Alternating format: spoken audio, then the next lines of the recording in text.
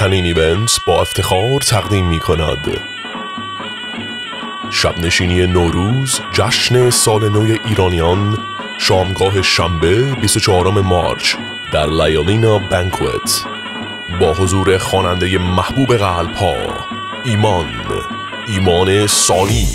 نیلوفر باوری سخته اگرچه روبرونی تو، اگرچه با منی اما همیشه آرزونی تو. نیلوفر باوری سخته اگرچه روبرونی تو، اگرچه با منی اما همیشه. در کنار اعتبار صحنه ها شروین،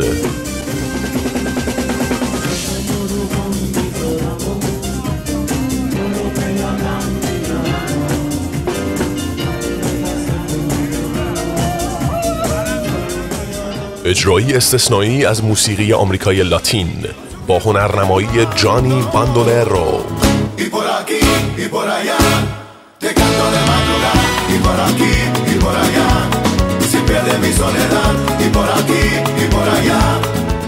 اجرای رقص شرقی توسط نکول.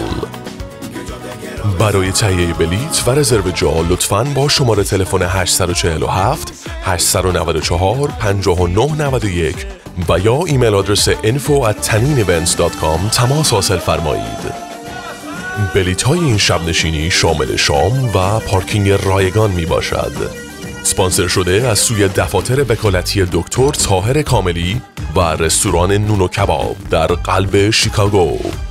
هر روزتان نوروز، نوروزتان پیروز.